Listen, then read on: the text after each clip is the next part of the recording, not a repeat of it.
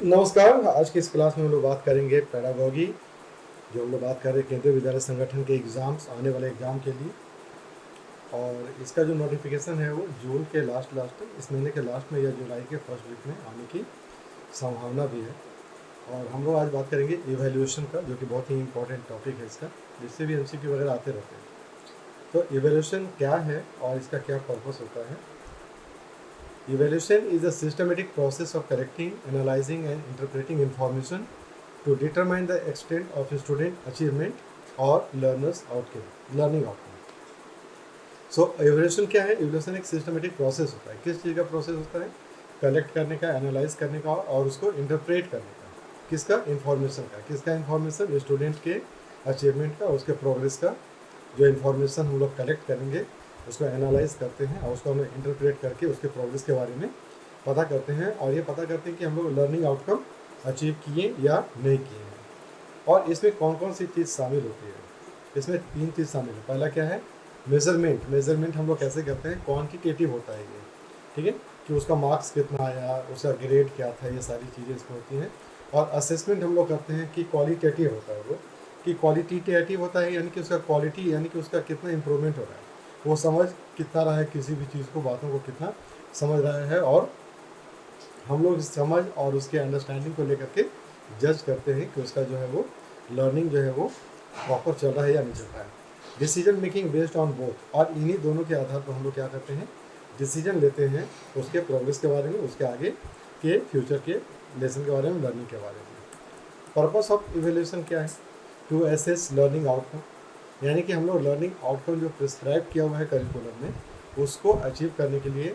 और साथ ही साथ understanding what the student has learn. और वो कैसे होगा? जब हम लोग ये पता करते हैं कि जितना बच्चों को समझना था, जितना बच्चों को सीखना था, वो बच्चा सीखा या नहीं सीखा, समझा या नहीं समझा, उसके असेसमेंट पर। To improve teaching methods help teachers refine their strategy.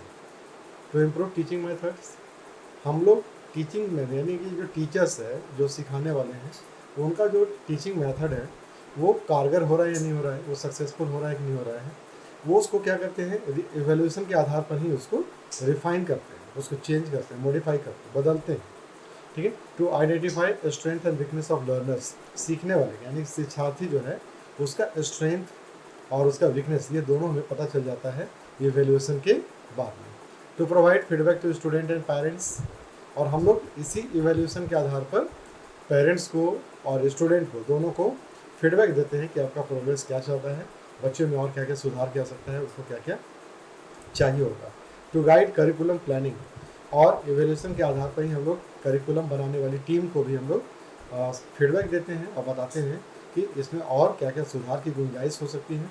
और अगर हम फ्यूचर में कुछ प्लानिंग करते हैं तो ये भी इसी इवैल्यूएशन के फीडबैक के आधार पर हम लोग प्लानिंग करते हैं। To help in decision making, to promotion, grading और रेमेडियल मेजर्स। डिसीजन मेकिंग किस चीज़ के लिए? प्रमोशन के लिए, ग्रेड देने के लिए बच्चों को। और बच्चे को अगर मान लीजिए कि उनका इवैल्यूएशन अच्छा नहीं चल रहा है, उनका आउटकम अच्छा नहीं आ रहा है, तो हम लोग रेमेडियल क्लासेस लगाना है नहीं लगाना है, इस पर भी डिसीजन हम ले लेते हैं। तो ये क्या है? हमारा पर्पस होता है किस चीज़ का? इवैल्यूएशन का। Types of evaluation. अब टाइप्स ऑफ इवैल्यूएशन में क्या है? अलग अलग टाइप होता है इवैल्यूएशन का। तो इवैल्यूएशन का कौन कौन सा टाइप होता है? फॉर्मेटिव इवैल्यूएशन होता है। फॉर्मेटिव इवैल्यूएशन क्या होता है? Continuous and done during the instructional process, पढ़ाते समय यानी कि पढ़ाई के दौरान ही हम लोग क्या करते हैं? कुछ क्विजेस करवा लेते हैं, कुछ ऑरल क्वेश्चन पूछ लेते हैं और कुछ 1-2 क्वेश्चन कॉपी में करवा लेते हैं। तो इसको हम बोलते हैं फॉर्मेटिव असेसमेंट भी बोलते हैं, इवैल्यूएशन भी हम लोग इसको बोलते हैं। दूसरा होता है समेटिव इवैल्यूएशन। ये क्या होता है? सेशन एंडिंग में होता है, ठीक है, या फिर छमाही होता है या फिर एनुअल होता है।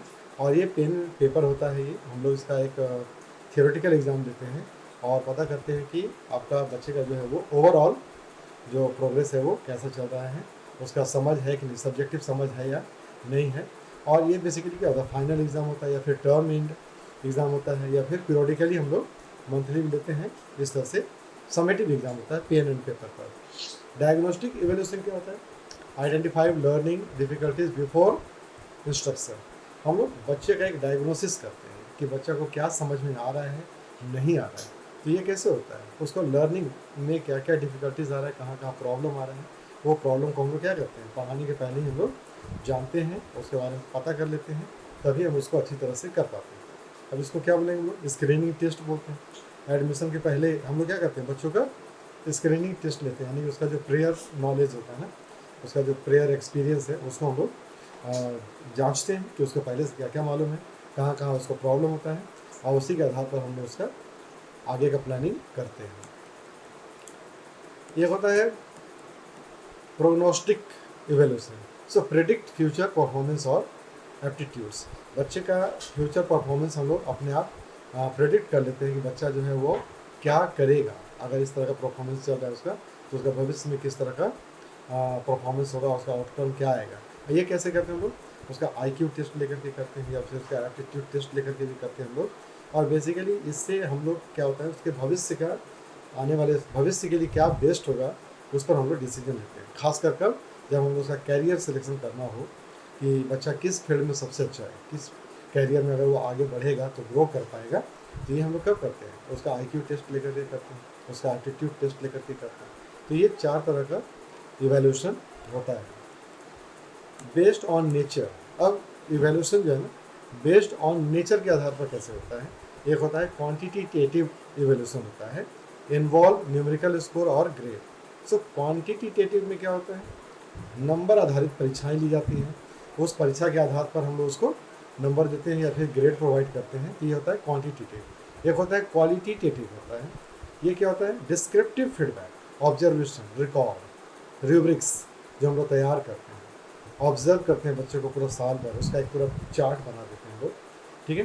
डिस्क्रिप्टिव फीडबैक बनाते हैं कि आज बच्चा क्या किया, इस एक्टिविटी में क्या किया, कितना स्कोर किया, उसका को करिकुलर एक्टिविटीज़ में क्या परफॉर्मेंस है, ये सारी चीज़ों को हम लोग इवैल्यूएशन करते हैं, तब पता चलता है क्वालिटेटिव इवैल्यूएशन निकलता है।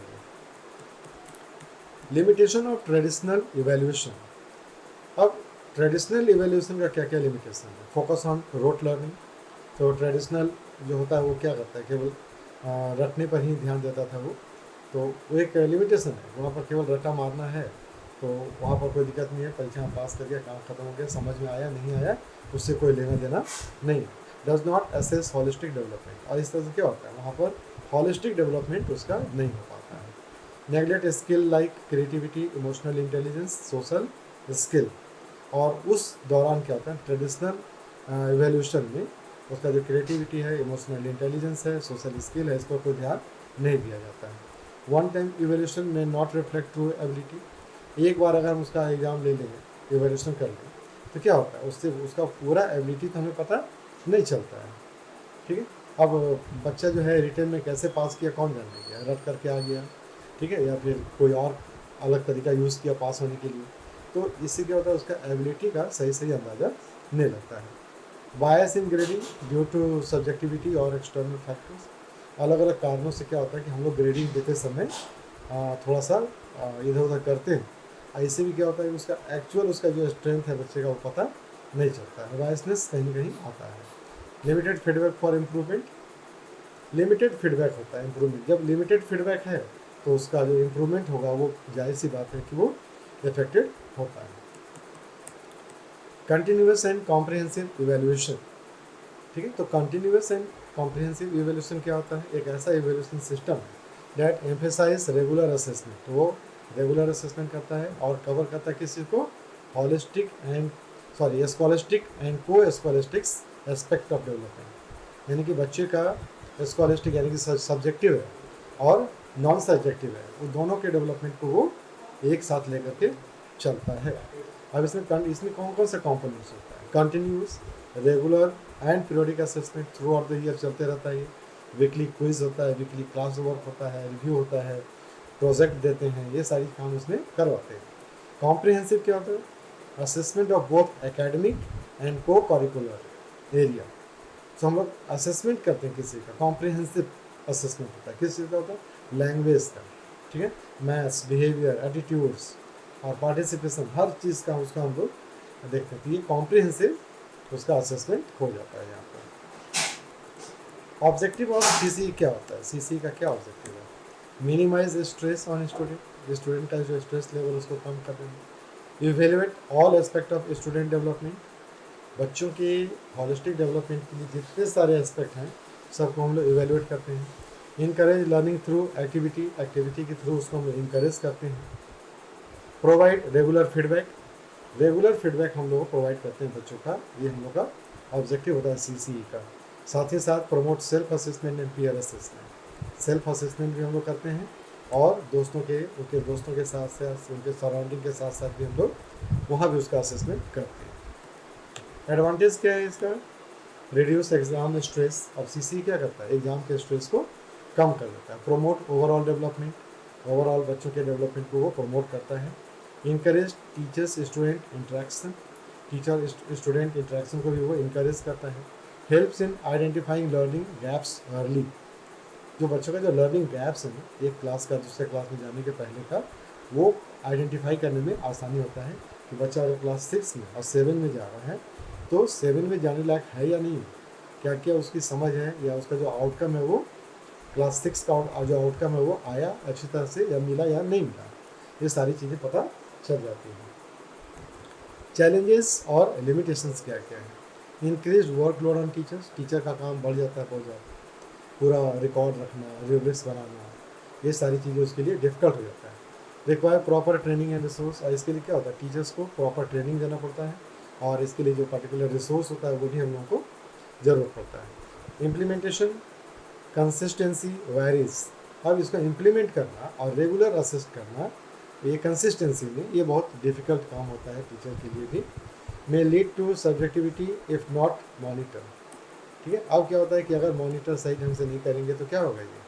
ये एक डिफ़िकल्ट पैदा हो जाएगा, एक आपका जो इरेगुलरिटीज़ होता है ना असेसमेंट में, वो पैदा हो जाता है। Characteristics of good evaluation tool, अब an evaluation tool can be a test, questionnaire, checklist, rubric, हम लोग अलग अलग से कर सकते हैं। और गुड टूल शुड हैव क्या क्या होना चाहिए? उसका वैलिडिटी होना चाहिए, यानी कि measures what is suppose to measure, हम लोग क्या क्या मेजर करने जा रहे हैं, ठीक है, वो हम लोग के पास है, उसकी वैलिडिटी होनी चाहिए, ठीक है।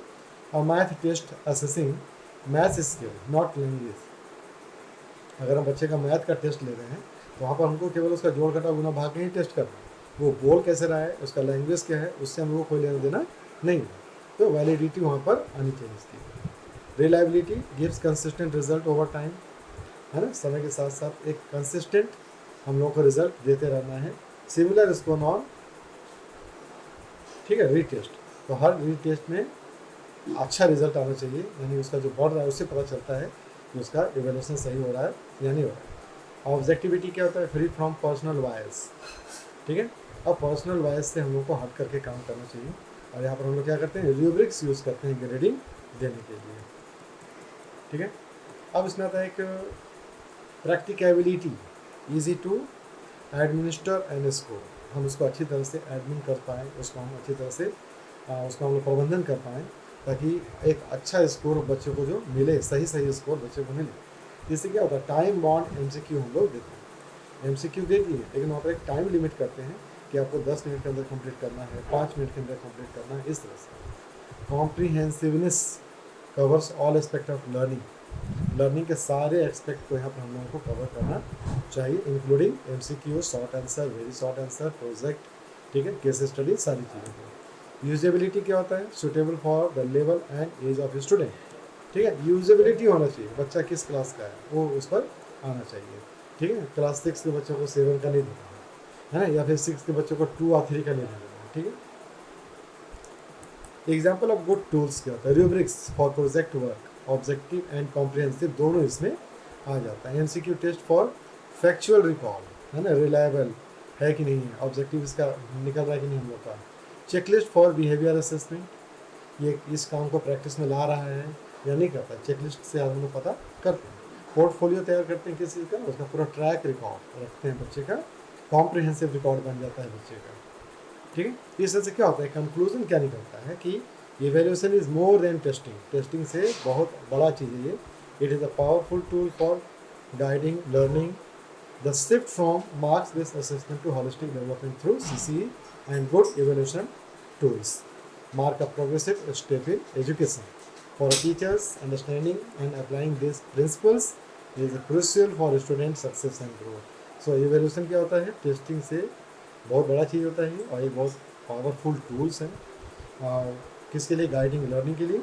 और ये क्या करता है, शिफ्ट कर जाता है कहाँ से, मार्क बेस्ड असेसमेंट से holistic development through CC and good evaluation tools के आधार पर हम लोग बच्चे का पूरा एक स्टेप बाय स्टेप और उसका हम लोग प्रोग्रेस रिपोर्ट तैयार करते हैं, प्रोग्रेस उसका पूरा पोर्टफोलियो तैयार करते हैं, जिससे क्या होता है कि teachers understanding and applying this principles. और यहाँ पर क्या होता है कि बच्चों को समझना, टीचर को समझना और पूरे के पूरे जो प्रोसेस है उसको अप्लाई करना बहुत ही टफ काम होता है, ठीक है, लेकिन ये ज़रूरी होता है बच्चों के सक्सेस और उसके ग्रोथ के लिए। तो आज के लिए बस इतना ही, फिर मिलेंगे हम लोग नए टॉपिक के साथ में नेक्स्ट क्लास में।